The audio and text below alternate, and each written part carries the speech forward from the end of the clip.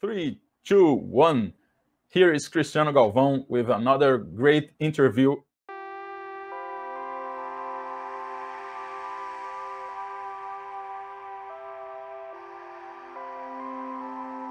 with a very special guest, this time from Australia. His name is Liam Bastick. He is MVP since a lot of time, and let me bring him here to my side virtually, and I hope someday in person. He is Liam Bastick. Hey Liam, how are you doing? I'm fine, Cristiano. Yourself? Hi, I'm good. So it's morning there and night here. So good morning for you during this recording. Thank you, and good evening to you. Thank you. I see that you are wearing a beautiful blue shirt. It seems like the Excel weekend, but it's the MVP. Yes, the MVP. So blue as the Excel weekend shirt that sometimes I use. So thank you very much, firstly, for accepting the invitation. It's a pleasure to be talking with you. And this will be a great conversation because I know that you are very, very experienced in Excel and also other things, because I have here the Microsoft page with your bio, and I have been following you as well, mainly on LinkedIn as well. So tell me more about your beginning, because this is a long journey. Tell me about your beginning with Excel as well. Oh, well, that goes back much further. So I started off many years ago as a university lecturer. So I started off lecturing maths, which is that's normally a conversation killer. But I did a lot of works with spreadsheets, and I was working with them before Excel came out. So Multiplan, Lotus 123, VisiCalc, and so it came through from the beginnings. An old girlfriend of mine told me, Liam, you'll make much more money as an accountant than a lecturer, and I sort of followed her into that. I mean, we long since parted company, but I ended up doing a lot of work, and I tried to stay out of Excel, to be quite honest with you. I was trying to do other stuff like valuations and mergers and acquisitions, but we kept relying on spreadsheets. And what happened was the people that were building them never quite got them right, and they'd make mistakes. And what would happen is I'd need them at the last minute, so I'd end up building them myself. And then unfortunately, I got a reputation for being quite a good builder, and then I couldn't get out of it. So to quote the old Al Pacino thing from Godfather 3, I mean, once you get in, you know, I keep trying to get out, and says they pull me back in. I couldn't get out. So I'd sort of been writing articles for a long time. I actually responded to a magazine. So one of the accounting institutes was saying that Excel had had its day and that it would be no more. This was about in 2010, saying that there'll be no more Excel and that it was rubbish and you couldn't do anything in it. And I wrote quite a letter back to the editor saying, I think that whoever wrote that article sort of lacked imagination and insight and experience of what Excel can do, because pretty much you can do anything in Excel. And I said that whilst it may not be the best thing for it, I argue, my joke is, it's the second best thing for anything you want to do. And they said, what's the best thing? I said, the thing you can't afford. I got a bit of a reputation, and a friend of mine suggested that I put myself in for MVP. I thought about it, but he nominated me in the meantime, and I was lucky enough to get in. So I'm currently, it's June 2020 at the moment. We're all up for re-election. It's like a nomination thing. So if I get back in July, this will be my 10th award. So fingers crossed that I get back in. I keep trying to add to the community and keep new ideas, but we'll see. Yes, but I see that you have lots of contributions. I know that you are preparing a big event with lots of experts, right? Yes. So I am sure that they will renew your MVP. I'm looking here at the website. Let me put this on the screen because people will want to see this. This is the Excel Virtually Global event. Huge initiative. Huge. This is huge. Tell me more about this. This is great. This is brilliant. So for the last 4 years, we've been putting on a local event. Like it started off, I was talking with Jan Carl Peters and Tony de Jonker, who are two Dutch Excel MVPs, and I'd been contributing to their conference in Amsterdam, and we decided to put something similar on in Australia and New Zealand. And for the last 4 years, we have been doing this event called either Excel Summit South or Unlock Excel, and we've had nearly 1,000 people come each time. So we've done reasonably well. Not quite up with the Bulgarian one and the London ones that I know are a little bit bigger, but you know, we pride ourselves down here that we've done well, and we've had like between 5 and 10 speakers come down. With the current pandemic and things like this, it was clear that was not going to be able to happen this year, and I refused to be beaten by a little bug. So I had this idea in a shower, and note to myself is don't think of things when I'm in the shower, because I've bitten off more than I can chew here, I'm sure. I decided, well, let's do this virtually. And I know there's a couple of other events I found out about since. At the time, I didn't realize that, but I just decided I emailed all my data platform, Excel and PowerPoint MVP friends around the world. This is one of the great things about being an MVP. You get to get some great networking and some very enthusiastic and intelligent people out there. I said, look, I want to do an event because I can't put the physical one on. What we'll do is we'll do this for charity. How about we all do an hour each, and we'll do it virtual like we're talking now, so you can go in your own time. And it was originally going to be a 2-day event. We're going to do 2 days. And the reason I picked the dates is because it's the 2 days of the year that there's the fewest public holidays. Apparently there's a public holiday in Egypt, and everywhere else it's free. So I thought that's why we'll pick those days. And then I actually got more people come back than I had time for. I didn't want to say no to anybody. I want everybody to have a go. So we've actually made it now. It's going from in UTC or GMT time. It's going from 6 p.m. Which the website's wrong at the moment. It says 7. We're going to be updating that later today. We're going from 6 p.m. on Tuesday, the 21st of July, to just before midnight on the 23rd of July, the Thursday. And we've got about 60 speakers. We've got about 8 slots for Microsoft. The majority of the rest are Excel or the data platform MVPs. But everyone in here is quite a world-renowned expert in their area. We know we've got a lot of followers. We've had a lot of people come in. As I say, we're trying to do all the profits from this will go to charity. We're not making a cent out of it. It's just a case we thought people are stuck at home. They want to learn. We've noticed online training has gone up, the demand for it while all this has been in lockdown. And we thought we wanted to contribute and do something. And so this is what we did. And I've managed to get so many people. It's been really impressive. But the technological challenge of it when it comes up to it, it's going to be interesting. So I hope it's all a great success. Is really amazing. I see lots of people that I like a lot here, even not only an MVP, but also a friend, which is the first person here. Alessandro Trovato is Brazilian. It's in classified order, so he got the first position here, and I saw the picture. Oh, it's Trovato. We call Trovato in Brazil. And, right. And also Bjelen that I like a lot, and I had the opportunity to meet in person, and it's really, really good to see so many people that I like here. I hope someday to be part of a team like this. I have been involved in smaller projects, and someday, who knows, I see Osdo Soler and Chandu. This is brilliant, brilliant. Congratulations, well, Roger, Govier. Let me interrupt you then, Cristiano. I'm happy if you want to be a part of this, you're more than welcome. I'm not trying to. I'm going to have to put a stop to inviting people very soon because my technology department's going to kill me for going on. But if you would like to have an hour, I'm more than happy to include you. It's fine. As I say, I don't want to. The last thing I want to do is make it look like I've got some sort of editorial control. I want the world to be involved in it. I want everyone to know we're a friendly community. And if you'd like a slot, I'll happily sort something out. Thank you very much. It's a great honor to receive this invitation. I will prepare something. Let's talk about this after the recording. I will be very happy to prepare a lesson, a speech to You're more than welcome. I like events as well. Oh, thank you. I like events as well. Here in Brazil, I prepare the Excel weekend, and this is amazing because I can see so many people here that are wanting to help, and well, this will be a great party, not only knowledge but a great party, and I'll be happy to be involved. Win Hopkins, I can see here, Tony De Jong, well, it will be huge. Yolanda Quest, so many people here that I like a lot. Thank you. And then this is for July, right? So next month, it's That's coming. Right.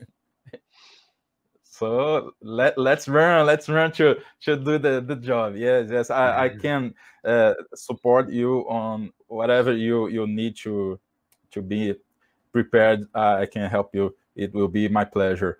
So let's also talk about your speeches. I have here on the screen. Firstly, let me show to the audience, people who are watching us. Let me show here the small trip that we are going to do virtually now to know your place. You are talking from Australia, right? Yes. So Melbourne, right? Let's put here on the screen. Yes, I'm talking from Rio de Janeiro. And then we are making a small trip. I'm here, close to the beach. And then we are gonna go to Melbourne, other side of the planet. I'm close to the beach as well. Yes. Oh, nice. Yes, I can see beautiful pictures here. How long do you live in Melbourne? I've lived here just under 18 years now. So I came over in 2002. So I've worked in quite a few different countries, but I've got stuck here, and my daughter definitely thinks she's a true blue Australian now. Yeah, I saw on the MVP page that you have been working through. I can see so great companies here on the screen when looking through the MVP page. So you are also related to the Financial Institute, the Institute of Chartered Accounts. This is brilliant. And this one is in Australia, right? There's one in the UK. I qualified in the UK, but but you're right that I've also affiliated with two here in Australia. Well, three here in Australia as well. So yes, I basically circulate around the world. I do a lot of work with the American Institute as well, and in the past South Africa and most of them. This is my specialty. I specialize in Excel problems for accountants and financial analysts. So it's my niche. Oh, brilliant. I see also on your LinkedIn that you are related to financial modeling, and you have also a book, right? Yes, actually in the middle of getting a second book published. We've just finished writing and editing it. So it's called Introduction to Financial Modeling. It's got a copy here. It's available on Kindle and things like this. Why I wrote this is I've been training people for many years, including Big Four accounting institutes, and I found that a lot of the books that were written were by academics and others that didn't actually deal with what you did in real life. And what I wanted to do was give a real hands-on practical. It's pretty simple. It's not one of the. Oh, it's simple.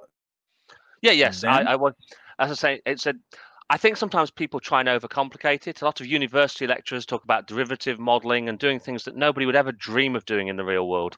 A lot of people spend a lot of time trying to get balance sheets to balance and things like this, and there is a very simple technique for it. Must be because I can do it, and I'm pretty simple.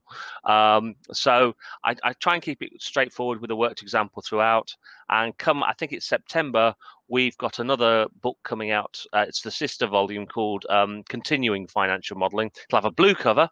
I think it's only going to be available on Kindle at the moment because of what's going on in the world. Physical copies will not be possible yet, but it's a follow-on, doing more on what-if analysis, valuation modeling, and a few other bits that weren't in the first book because we wanted to keep it an introduction. So if people have got a basic understanding of Excel and a basic understanding of accounting, that they will follow it because I just go through it from scratch.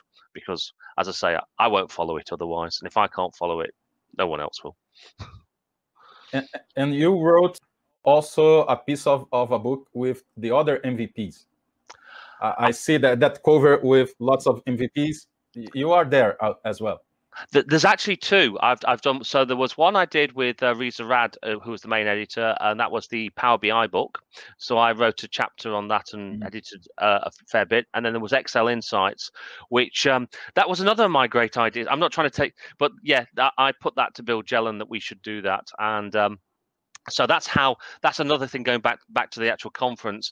People are used to me drawing them all in and getting them in. So I dragged them all in for that book, which meant I had to edit the whole book in the end. In terms of I got a couple of people to help me: Ingeborg Horwighorst, Charles Williams, Jan Carl Peters, and Tim Heng helped. It was a case of then Bill Jelen published it.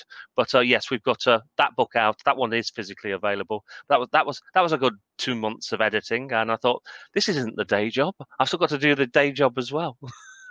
I have too many stupid ideas, Cristiano. That's my problem. I should just go back into myself, but I get too carried away and think that'd be good. That'd be a good idea.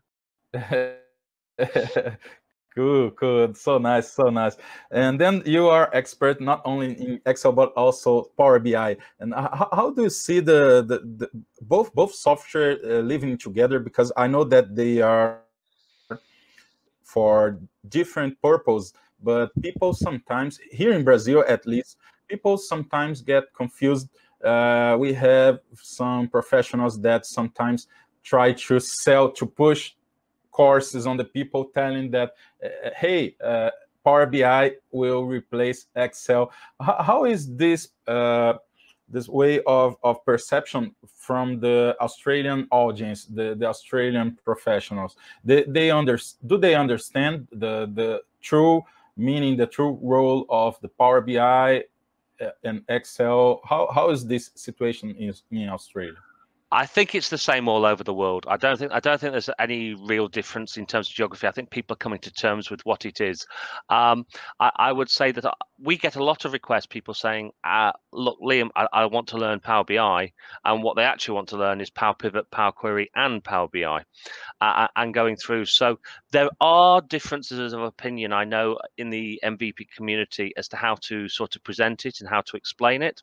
My viewpoint is that Rob Colley made a joke. So the well-known Microsoft programmer, and then he went on to do DAX and Power Pivot, made the joke many years ago about Power Pivot, and I think it applies to Power BI as well, that he said that you need 3 buttons in any management information system: OK, cancel, and export to Excel. They're the only things you need, because everything else can be sorted out. And I live by that. I fully agree with him. And one of the things in there is that people will work in Excel the whole time because of the fact it's very flexible, it's very adaptable, you can easily understand it. And so is Power BI. But the problem with Power BI, and it's a minor problem, is that once you've got it into Power BI, you can't fully get it back into Excel. You can get it through Analyze in Excel and do data cubes, and you can now get Power BI data sets in if you've got the latest version. There's things you can do. But one of the things is that I recommend, some people will present a 3-day training course in Power BI. I don't do it like that. What I do is, look, let's do Power Pivot and Power Query in Excel. Because if you've got it in Excel, then you can do whatever you like. Then there are 2 ways of getting that into Power BI. You can either import the underlying data model, or you can just link to the Excel model. There's 2 ways, and you can do it. And people will choose that. But Power BI is then a fantastic data visualization tool. I like the fact you can just ask a question and out will pop the answer. So what I say often is, work with your data to start off with, pull it straight into Power BI, even if you've not got any idea, and ask a few questions to see what sort of charts come up and what insights and outliers you have. And then if you need to do the dashboards back in Excel, well, then you've got an idea of what you need to recreate, or maybe you'll think, actually, I can do this in Power BI. So I strongly recommend, because people always want the thing back in Excel, start in Excel, bring the data in where you can using Power Query, then transform it, get it, so extract, transform, and load using Get and Transform or Power Query. Then if you're going to link other models in or whatever, use Power Pivot and use that, and then bring the whole data model in. That's not always possible because there are other powerful connectors in Power BI that aren't available in Excel, such as the great web by examples and things like this. That will help pull it through. But it comes with experience. And if you get that all sorted and then you do the visualizations both at the beginning to think how you're going to want the data to go, and then at the end for the actual reporting, you can still have something in Excel. So I think they stand side by side. I don't think one's going to replace the other. I think they complement each other. That was a long answer to a short question. Excellent, brilliant. Thank you.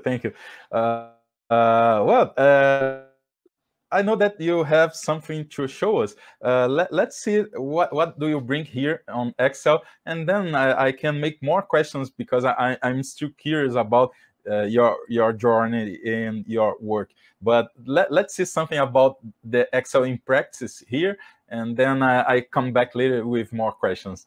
Okay, so let me share screens, and I have to put my glasses on because this is when I forget. I'm completely blind without them when I'm looking at the screen. So let me just do that, hit share. So give me a second. So can you see my screen? Yes. Okay, so I will make this bigger. I know this needs to be made bigger, but this isn't actually what I'm going to show. So I have actually brought to you, Cristiano, you'll be pleased to see, I've actually brought a blank Excel workbook. Are you impressed? I'm going to do something from scratch, is what I'm going to do, but I'm going to steal something. So we work with template models. We're a financial modeling company, but we also do Power BI work. We've built financial models, three-way integrated ones in Power BI, for instance. It is a little tricky, but we've done that.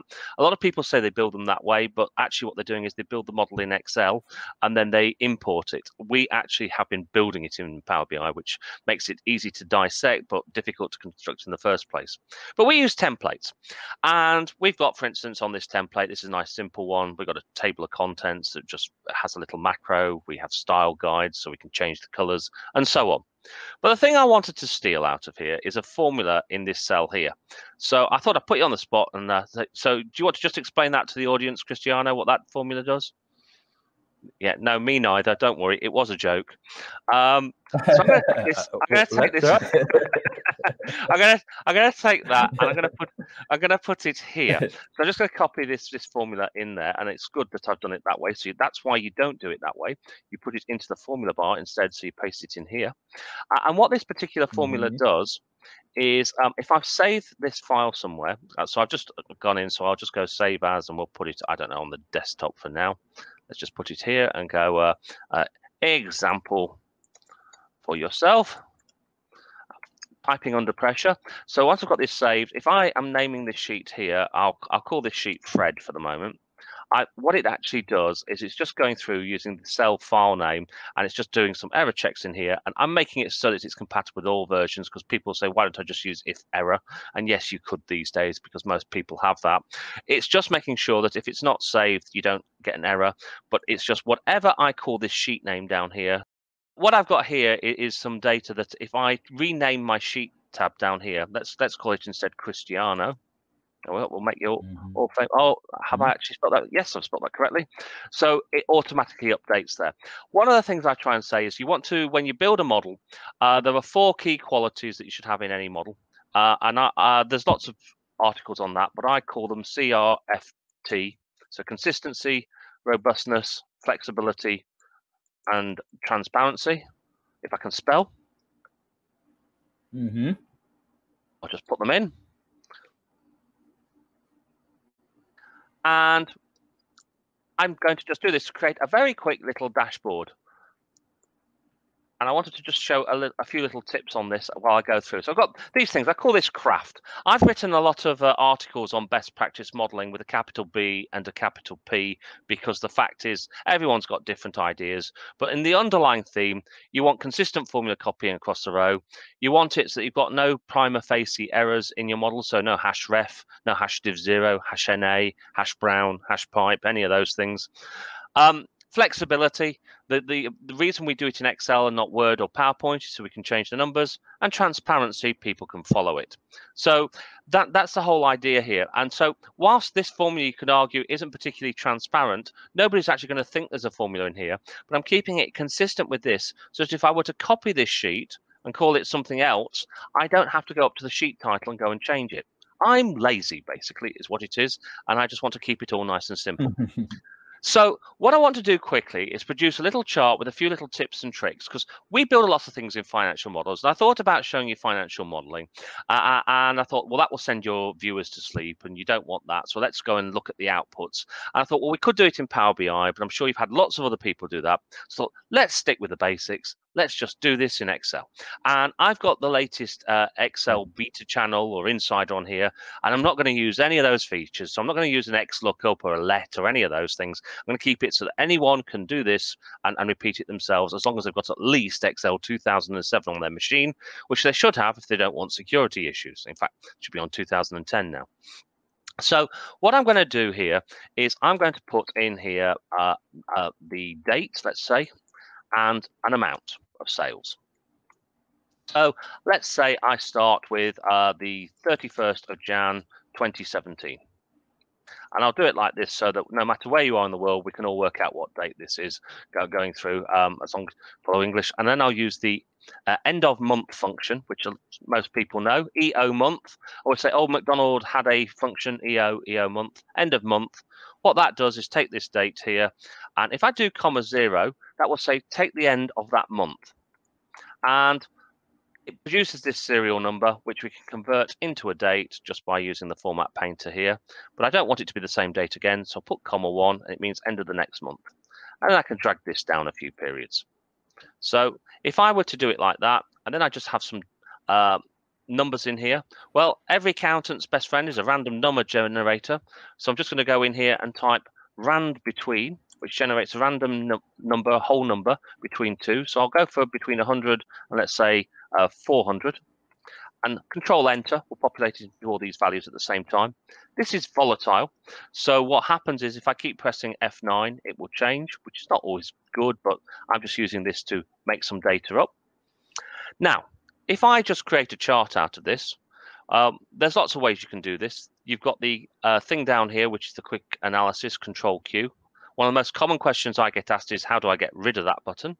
If you do want to get rid of that button, you go to File, you go to Options, and you go to General. And in here, what you will actually do is you'll uncheck Show Quick Analysis Options on Selection.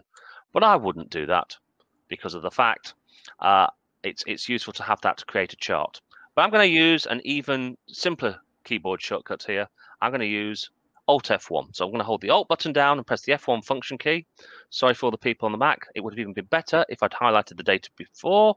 That's what a polar bear looks like in Antarctica. Now let's highlight the data and do that. Alt F1, and it produces this wonderful chart here. So I can use the Alt tab to actually snap this to grid. So I've got a chart in here and I can make it all look tidy. The trouble is with this is if I then want to make this one more month, and I'll make that 900, it doesn't update. And one of the things here is that people have to go in here and right click and go to select data, or click on this and go up here to the chart design up here, and I can go in here and go to select data that way. This brings up this little dialog box of select data source, and then what I'd have to do is go into edit and go and change all this here. That is a laborious way of doing it. I see people do that time and time again. That is not how you create a chart. What you do is, and yes, there are dynamic arrays and things like this now in Excel, you actually highlight all your data. So you can do it like that, or just go anywhere in here and go Control A or Control Shift 8 to select your data. I say that because you're not supposed to have to do that, but I know in some versions of Excel, just going straight to Insert Table will not pick up the whole thing. It seems to be a little bug in there, which this goes through. So I can now, once I've got that data selected, go Control T, and this brings up this dialog to create a table. Now, if the first and second rows have different data types, which they do, I've got text saying date on the first row, and then I've got the actual number, the serial number underneath it. It will actually recognize that it thinks the first row is headers. If it doesn't, it will actually uncheck this box. So people wonder why this box is sometimes checked and sometimes isn't. It depends on whether the data types in the first two rows are different. They are here, so it says my table has headers, which is what I want. And therefore, when I click it and click OK, I now have a table here. Now, I'm with Ken Pulse, a fellow MVP here, who actually says that the first thing you've got to do with this when you've done that is go up to your name tab, your tables, and in here, name it. Because people don't do this, and this should be a prompt when you do that. I totally agree, because you've got a few tables in here, you want to actually have them. So if I put that in like that, I can now go Alt F1 again to create my chart. So let's put this in again. So I'm going to make this nice and big. Like that. I have this, and then if I put the next date in, and I'll make that 10,000, it automatically updates. And this is one of the things, to try and keep your chart nice and simple. So I'm not looking for doing complex tips here. I'm just trying to show a few easily accessible ones, but I want to go a little bit further in this. So I'm going to take this back. I can also put in here more sales if I wanted to. And I'll just go equals 50% times this value here. And you'll see you can extend it this way as well. So my recommendation is, if you're having a chart where you want to add more elements all the time, if you want to make this dynamic, make sure your data is in columnar format, and it's also in a table. Then you won't have problems of having to set it up anymore. Another tip with this, just while I'm going through, is that often what you want to do is hide this data. I'm not a big fan of right-clicking on here and going hide, because you may not notice the columns are missing. I prefer to highlight these and then either go Alt, Shift, right arrow, or go to the Data tab and go to Group, so that it puts a column in, and then I can do this to group and hide that data. You see, a lot of people aren't sure whether to put their chart data and their charts on the same page. Some people do and some people don't. I'm a model auditor, so we check a lot of models and go through. And one of the problems is, if you put the chart data on one page and the charts on another, if you then want to make a copy, depending on how you copy it and which version of Excel you use, you can find that your duplicate charts still link back to the original data, which is dangerous. So I prefer to have the chart data and the chart on the same page. But having said that, I might not want to show it, but as soon as I do this, it vanishes. So how do I not make it do that? Well, I can right click on here again, and I go back to select data, or make sure I'm on the chart and go to chart design again and go to select data up here. And then back in here in this dialog box, this time click on hidden and empty cells. And the thing that a lot of people don't know is show data in hidden rows and columns is unchecked. If you check that and then click OK, and then OK again, and then we come back out of it. If I now group this up, the chart still exists. And this is a tip, I think, for when you're trying to keep data. It's particularly useful for when you're trying to design dashboards in Excel. So that's one tip I wanted to give. I know I've got a few more minutes on this, so I wanted to go a little bit further, if I may, and make it a little bit more complicated and show you how you can create a rolling chart, which is when you actually want to have a chart that shows you the last 12 months, and you perhaps want to put some commentary in there as well. So maybe we want to know what the total sales were and what the max sales were, so something like that. So I'm going to create that. So I'll get rid of this chart. And in fact, I've got my data here. I don't want the more sales, so I'll just delete that. So just go back to this. What I'm going to do is I'm not going to link my data to this particular one. I'll make this go a little bit further, so we've got a few more periods. Notice you often get an error message when you do that, because tables, once they've been linked to charts and then you extend them, tend to give this one. Just click OK. It's fine. It's a little glitch. If you really want to make it pure, delete the whole table and start again, but I can live with that. It's not something that's going to cause a problem going through. I'm interested that this is ran between hasn't come up here, so I'm going to just take that and copy it down. So I've got some data. So I've taken this to November 18 on this is what I've got here, and I want to have the last 12 months.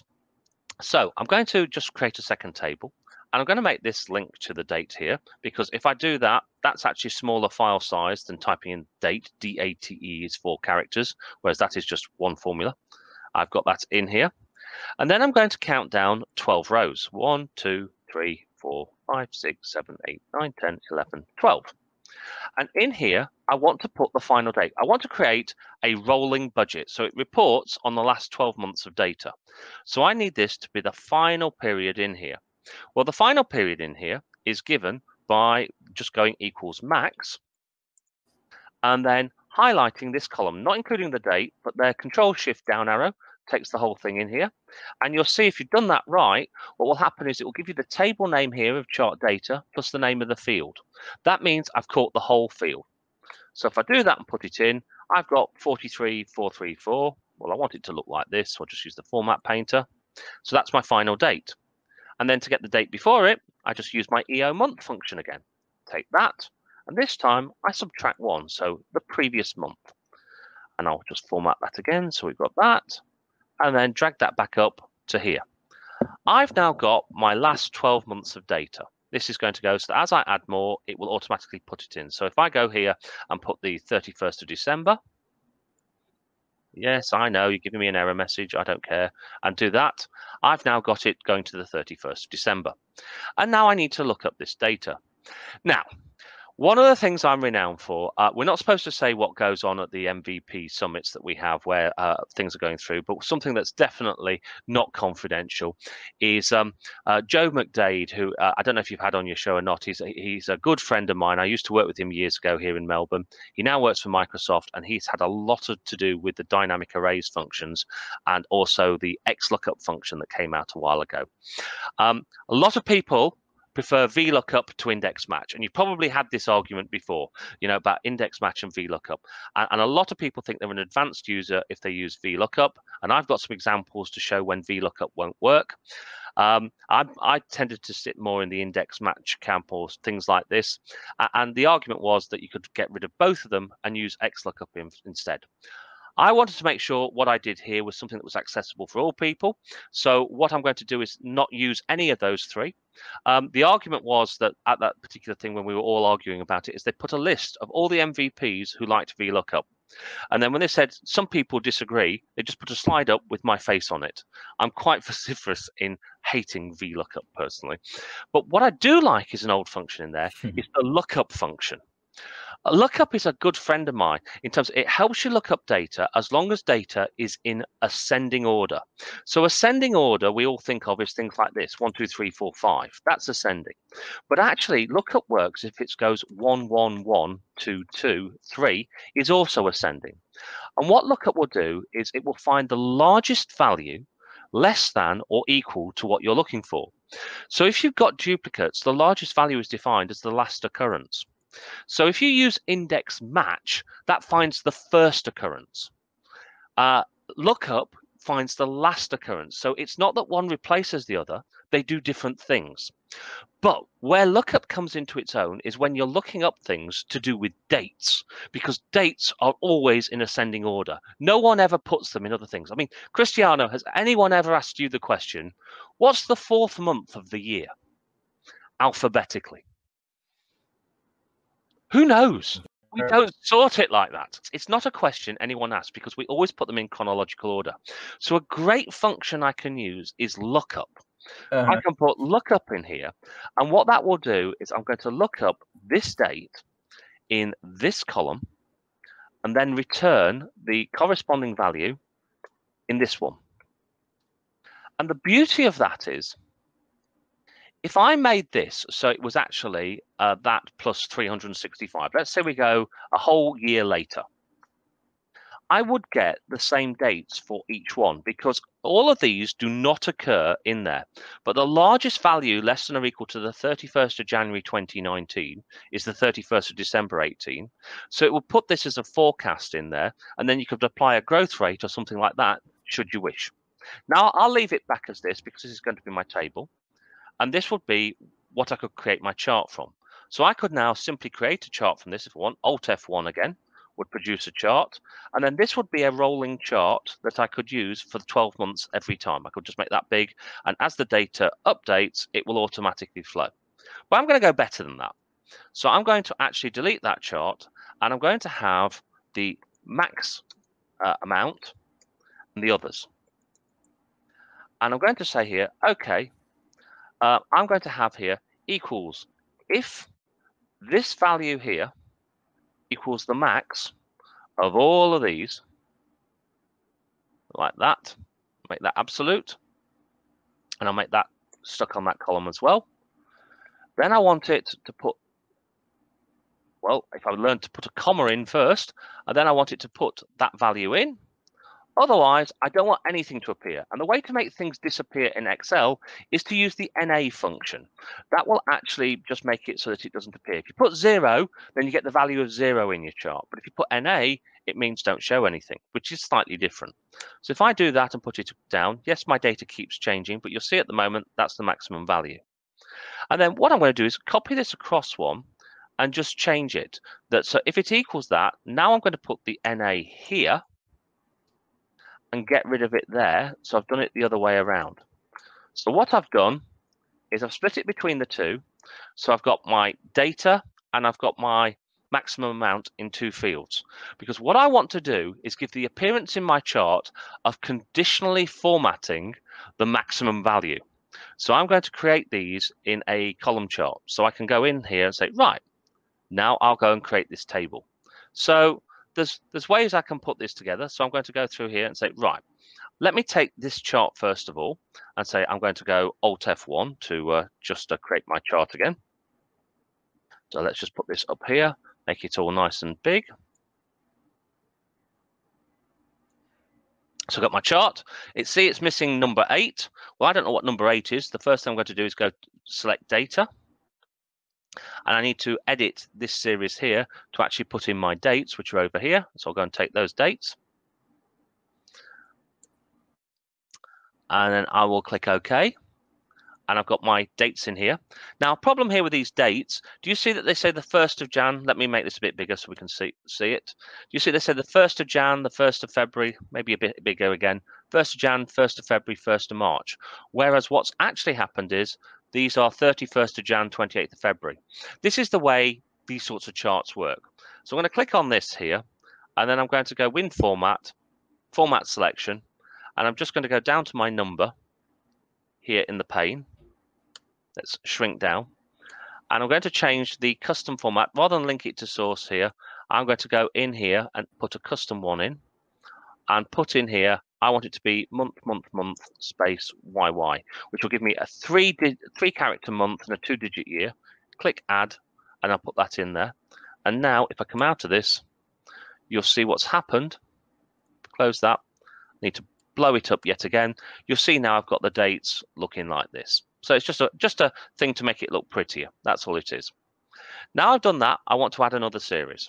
So I'm going to go in here, and I'm going to go and select data and add. And this one will be my max. So I'm going to take this series and click OK. Now, notice something that happens when you do this sometimes. It can be dangerous to leave this as it is. This is the number 1 formatted as a date. So I just need to edit that and go back in here and put these dates in. It's one of these little annoying things you get in charts. But if I do that and put it in and click OK, I've now got that highlighted. So I've got my dates here. Now you can see it's right aligned and left aligned. So what I've got to do now is go in and format this selection, but I want to do it by taking the data series. So I can click on the data series and click on format selection again. And I'm going to go to this thing here. And I'm going to make the series overlap. So I'm going to make the gap width, I don't know, let's say 50%. And the overlap, let's make it 100%. Now it looks better. And then for this one, I'm just going to go and let's change it to red. So let's make that a little bit better in here. So I've highlighted my maximum one. It looks like I've conditionally formatted my chart, because if I press F9 to update these things here, you will see this is moving around so you can easily highlight it. Now, I prefer when you're doing these things, I think it's visually better if I go back into chart design here. I'm just going to change it to black here just to make it a bit clearer. What I wanted to finish off with is put some interaction on the chart title so that we can go through and have these chart titles. So I'm going to go here. Let's work out then what my max value is. So I'm going to put a few maximum things in here. So do some calculations. So my max value is going to equal the max of all of these I've done before. My max date is going to be, well, I'm going to have to look up when is that particular value. So in this particular case, I cannot use lookup, because if I do lookup here, this is not in ascending order. So I've got to be careful. I'm going to have to use index match is what I'll do, because I will kill myself before I use VLOOKUP. So I'm going to go in here, index. I want it to be the dates I bring back. So here's my dates, and I want it to match this date here, so this value in here, in this range, and it will find the first one. So I have to make the match type, and I want it to be an exact match. So I'm going to go here for this one here, which is match type 0, which just means I want an exact match. Press enter. That gives me this date. I'm going to just format it so it's like this again. I want to know what my total sales are. So I'll just go equals the sum. And now I'm going to write something. I'm going to write, okay, I want to know, the sales aren't very high, only $2,967 here, with a maximum value in the 31st of August. I want to write something. I want to write the following. I want to say total sales for the 12 months ending 31 Dec 18. Well, let's just say Dec 18. Dec 18 are 2,967, comma, with a maximum sale of $391 in August 2018. That's what I want to write. That's going to be my analytical report. Now, you might put other things in. You might want to say your sales have increased by 8% over the last year, or things are having lost a particular customer, this has gone on, or whatever.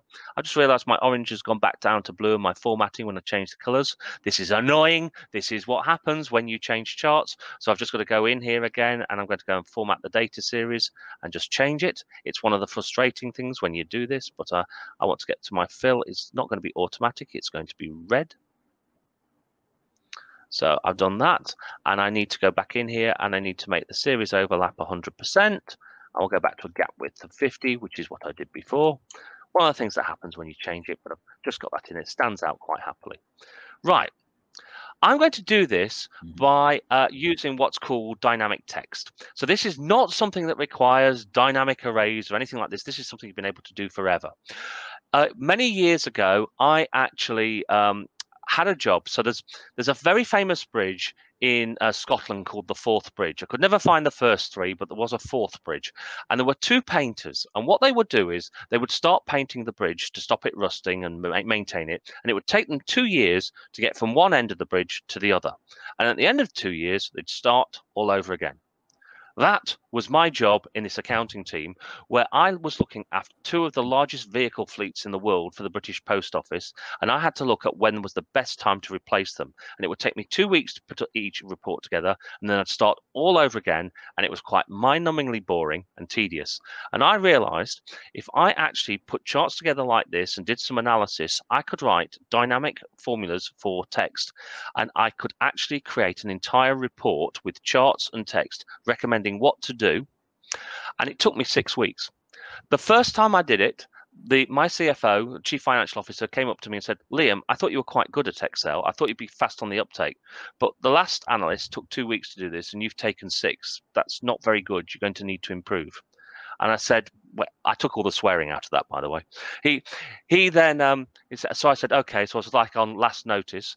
Then what happened is the next report had to be produced, and 5 minutes later I gave him the data because I'd linked all the data in, I'd automated everything, and I just pressed F9. And he said, why didn't you tell me you were automating it? And I just grinned. And then he said some other words which none of them are repeatable in a family show, and what happened was that was the end of my job. I had been replaced by the F9 function key. And so let me show you how you can get rid of these sorts of tasks yourself. Every formula needs an equal sign. So I'm going to put in here total sales for the 12 months ending, and make sure you put a space at the end before you actually put your close speech marks. Now, I know a lot of you are going to be in different languages, so use whatever language you want here and put that in. If I press enter, that just gives me total sales for the 12 months ending. Now I put the date, which is always going to be the last date here. That's in. So total sales for the 12 months ending, 43,465. Well, I don't want that, do I? I want it to actually be a date. Now, if I go to Format Cells, that's the Home tab, Format, and Format Cells down here, or Control-1 is the keyboard shortcut to bring this up. If I go to custom and want the date, so how I had it before with the MMM space YY, to do that and click OK, nothing works because this is not a number. It's a mix of number and text, so it gets treated as a text string. So that won't work. So when you want to format a number in a text string, you have to use a function not a lot of people know, the text function. Takes a long time to know that one. So I put in text here, E15, and then you put how you want it formatted, and you have to put it in speech marks. So I put my speech marks there, and then I put MMM space YY, close speech marks, close brackets, and press enter. Now, if I do that, I've got total sales for the 12 months ending December 18. See? Easy. So I need to then keep doing that. So I'll just go, then it's another connection. So the ampersand is your concatenate function. Now, I prefer the ampersand operator to concatenate, concat, or text join, which are the ones out there, because you can put more of them in. You've got limits as to how many things you can concatenate with the other functions. Not quite true if you do a range, actually, before anyone comes back to me and tells me that, I know. But I find it more versatile when you've got lots of distinct things you want to do, because ampersand is an operator, so it calculates faster. Plus, I can't spell concatenate. So for all those reasons, I'm going to use the ampersand here. And then I'm going to put in speech marks again, R, close a space, and then close speech marks, and then ampersand. And I want the 2,967, which is going to be the sum. Well, it was 2,967. It's now 3,759. So I want it to be this value here. So I'm going to go here, use the text function again, take the 3,759, and then comma in speech marks. We'll just make it bigger so you can see again. Once I go up there, I'm going to put in here $, and then hash, comma, hash, hash, naught. Close speech marks, close brackets. The $sign is the currency. So if you want to use a different currency, feel free. That's where you change it. The hash symbols mean put a number if you need one. So if you had 177, it would only show 177. It wouldn't show 0177. Whereas the 0 doesn't mean put a 0. It means put a number anyway. So it means I have to display a 0 at the end, if nothing else. So naught would appear as $0. That's what's going on here. So if I press enter now, I will get our 2,063, because that's what my sales are now. And then I'll put in here another ampersand, comma, with a maximum sale of, and I'll just do this a bit faster, because it's the same idea now. Text again, open brackets, 254 here. And then I'll use the $, hash, comma, hash, hash, 0, close speech marks, close brackets again. And then I will go ampersand, open speech marks in, close speech marks again, ampersand, another text for the date. The date is going to be this date here, K19.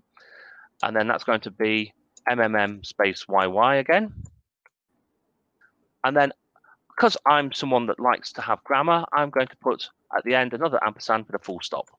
So I get this thing, total sales for the 12 months ending December 18 of 2,367 with a maximum sale of that.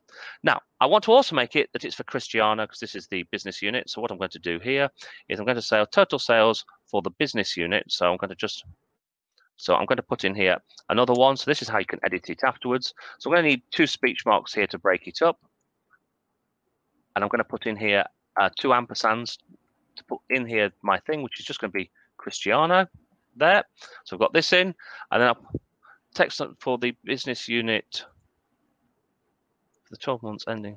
Actually, I've done it in the wrong place. I'll put it here. Business unit, 12 months ending. That will probably work. So I've now got here, and you can see I've forgotten to put a space in, which is a common thing we forget to do in here. So I need to put a space there. And you've got here total sales for the Cristiano business unit, 12 months ending December 18 are 2,581 with a maximum sale of 317. Right, now I want to put that in my title up here. So I'm going to shrink this bit down a little bit, just make that a little bit smaller. And then here, what you do is you click on the chart title, and then you go to the formula bar. Now, if you try and type this in, it doesn't work. And this has to be on the same sheet. You go equals, and I just click on that cell. Now, I've got my commentary in there, and I can make that a bit bigger if I want. So there you go. total sales for Cristiano business unit 12 months ending December 18 with a maximum sale of that. That's how I've automated a whole thing.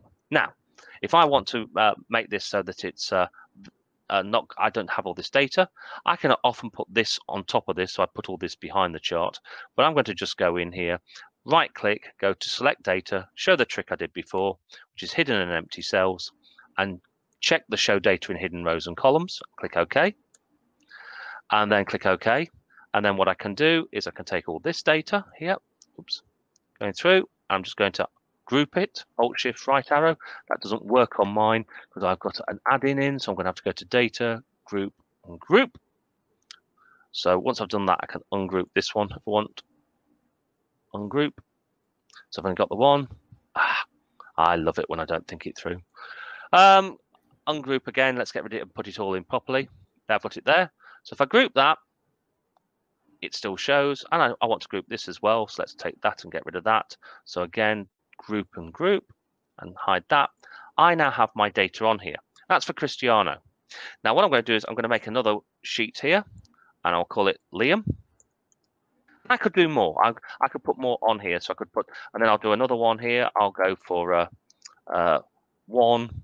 So I'll call this I'll call this A1. I'll rename it A1, and I'll just do one more. You can see how I put all these in. Now, I've got dynamic random data in here. You could obviously put your own stuff in. But now what I'm going to do is I'm going to create a little dashboard. Yeah. What I'm going to do with that is I've got these charts here. So I'm going to say, right, I'll take the Cristiano one and go copy, Control C, and I'll just put that here in this place, bang. Then what I'll do is I'm going to just make this column a little narrower, let's say. I'm going to shrink this down because it's more about appearance than anything else. And then I'm going to take my Liam chart and take this one here, Control C, put that here. And then I'm going to just take 2 more. So you can see how my dashboard's coming together. So Control C, Control V, and finally here, I'll go to this, copy, paste. So, and if I go view grid lines, let's come off the thing first of all, uncheck that. So I've got these. I can have a title in. We could make this a bit bigger. So if I go in here, Control F1 to actually get rid of the ribbon a bit, I can make this a little bit bigger so we can see this a bit more on screen. This is starting to look like a dashboard. And if I press the F9, you can see it for different ones. And what you can do is you can change the dates and go through, and this thing will automatically propagate. And never do you have to put all this to scratch again. So hopefully some of your viewers, Cristiano, will look at this and think, yeah, that saves some time. Is that useful? That's brilliant. Brilliant. I'm sure that they will love, and the reason is I do a very similar lesson in one of my courses, and this part of the conditional formatting. No problem. This is always welcome because they are releasing new things, and we are always adding something new. Just to make sure that they will love. When I teach this in one of my courses, people really love to see the colors changing. You added something that I don't do, that it's the name of the sheet. I don't do. This is awesome to add, and something that I put differently. Actually, it's not different, but it is another thing that I add in the top is a target line that is the same goal, and then I put in a column, but then I change to line chart, only that series, and then I transform in dotted line. People love that. And then sometimes I use an if function to split what is red, the red side, and the green side. Usually I use green and sometimes blue. Good. I might show you, just because something you said there, I'll just share my screen again for a moment, if I may, is if I go back in here, I'll just put my glasses back on again. One other thing, talking about charts, is I haven't got time, I don't think, to show you this now, but they can look at it on screen, is if I go back to Excel, here's something I prepared earlier. This is some chart with budget and actual data for different years. I've created what's called a multiple bullet chart here. So you've got the fatter rectangles here are actually showing what the target is for each business unit. So it's different, and you can actually look at performance. So it's like a thermometer chart. This is something that's not actually available in Excel yet, but you can make it from a column chart and a little bit of making it a little clever. You can actually make this work, and it's clever to try and get these years. And if people are interested in this, they can find this in the thoughts section of our website, and it's all free. So I walk through how to actually put that in, and I was going to say if people are looking for that, because I understand what you're saying about having targets and things like that. I'm just thinking that this is another way of showing that, especially when the target's different for a different business unit or a product, and you want to show them side by side like that. So it just makes it easier, and that chart doesn't take very long to construct. So I would recommend that if people are looking for how to do things like that, if you go to our website, and so I'm not selling anything here because it's all completely free. That's why I'm an MVP. It's because we just give it away for free. There is a section on our website called Thought, and we write a lot of articles in the accounting press all around the world. Sadly, not in Portuguese, not in Spanish, but I have found my own things in Japanese, Chinese, and things like that. And apparently a book editor one time accused me of plagiarism because they found something in Malaysia where this guy had apparently claimed he'd done it, and I proved that I'd done it sooner, and this person had just basically taken my thing and put his name on it. And you think, great, but I don't mind it being flattery. It's a case of imitation is the sincerest form of flattery. It's quite good, so I don't mind. But the fact is, we've got a lot of articles in there. There's a lot of free downloads, and if anyone wants to have a look, as I say, you don't even have to put your email address in. We don't spam you. We don't anything. So feel free. It's SumProduct.com, right? SumProduct.com. Yep. I'll share screen and show you where. Yep. So I'll just go one last time to show you. Okay. So if I go back in here, share the screen, put my glasses back on again, because this is when I realized I'm fine as long as I'm not looking at anything detailed. So if I go to SumProduct.com in here, the home page brings you to here. There's stuff on here. At the bottom of every page, you can subscribe to our newsletter if you want. It's up to you.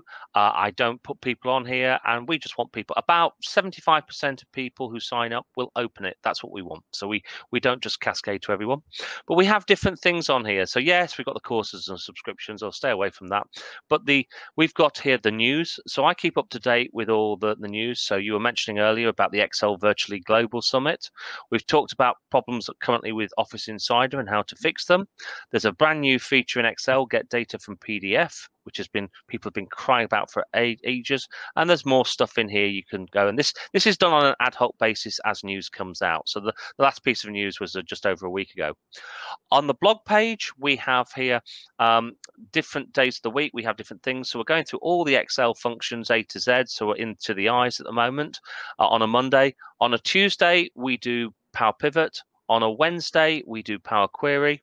On a Thursday, we do Power BI. And on Friday, we either do Charts and Dashboards or VBA, except for the final Friday of the month, where we have something called a Final Friday Fix, where we offer a challenge to the world. Here's something to try and do in Excel as a bit of a laugh. There's no prizes.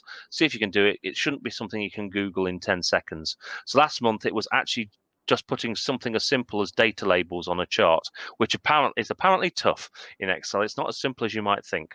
But what I wanted to show you was the thought section. The thought section, we have lots and lots and lots and lots and lots and lots of articles in here. So if I go to any of them here, so for instance, I don't know, let's look at here on dynamic, let's find something a bit more interesting. That forecasting tips here is one. It explains what the problem is, how to go about it, shows you what you can do. It talks about other things in here, and there's often, and I was looking in here, I thought there is a free Excel file you can download without, actually there it is, you just click on that and it opens. It's all for free. So I just thought I'd show you that, so if anybody's interested, they're more than welcome to go on there and take what they like and plagiarize what they like, because everybody else does. I strongly recommend to everyone who are watching this video to follow the blog because you can put the email as Liam told us. And also on LinkedIn, they can follow you on LinkedIn because you always publish the news on your profile as well. And I strongly recommend. It is one of the ways that I get updated with the Microsoft releases. It's your profile, LinkedIn profile. And I strongly recommend you to follow as well. And I know that you are going on YouTube recently as well. Yes. You have the SumProduct YouTube channel. I saw that. Yeah. I'm making it a bit of a challenge. I'm going to put it on the screen. We're calling them 5-minute things, and I'm not as pretty as Leila Garani, so I try not to put my face on there. But I'm trying to keep them all to 5 minutes each, and it's quite a challenge. And I don't get to tell many jokes. You may have noticed I put a few jokes in that thing because it's just in me. I get into trouble all the time. Yeah, but every creator has the own style, and you have been writing tons of knowledge, and you don't need to be like the other. You are yourself. So this is what makes your content so brilliant, because it's authentic. Some people learn more by reading, and some people learn more by watching videos. But for people that loves to read, I strongly recommend to visit the blog. And you have to keep doing that. Please don't stop because of the video. Never. Yeah. Keep up the work. Keep up the blog because it's awesome. And put on LinkedIn as well. Yeah. Thank you for all the contributions. And I'm sure that they will renew the MVP because you have been doing a great work for the community. So thank you again for accepting the invitation, and thank you for all this brilliant content as well, and also by the invitation for the event. Let's talk more about this because I'm really happy, and we are reaching the 1 hour of video, and usually we finish with some words, some advice. Let me put you solo on the screen, and then you can say your announcements or advice for all the people. Feel free to, it's your moment, your video. Let me put you on the screen again here. All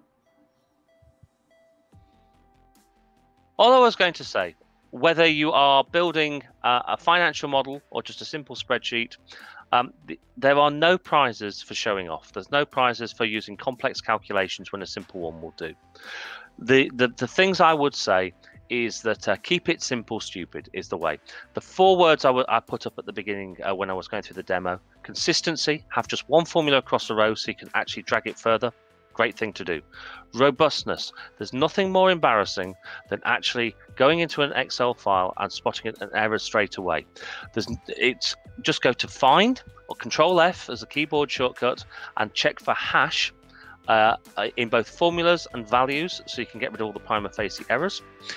Then I would also go for flexibility, no hard code in your actual calculations, and transparency. See if you can follow it on a piece of paper. One of the things I say is, and it's actually where's the book? I've hidden the book here. I talk about something called the rule of thumb. It's in the book, and I'm just going to actually show this because I think it's better visually. I think you can see that. Can you see that? Yes, the rule of thumb. What that is that no formula theoretically should be longer than your thumb. It forces you to step things out, and if people can see it stepped out, they can follow your logic. There are no prizes for trying to get it all into one cell. My fellow colleague and MVP Tim Heng, he actually did as an April Fool a few years ago. He tried to build an entire financial model in one cell. So he wrote this huge 8,000 character calculation all in one cell. And that was just to prove how stupid it was to write formulas that big. Keep it simple. There are 1,048,576 rows. There are 16,384 columns. You've got plenty of space. Use it. That will be it in a nutshell. Just keep it simple. No one likes a show off. Thank you. Thank you very much. Thank you, Liam. No worries. It's been a pleasure. Bye-bye.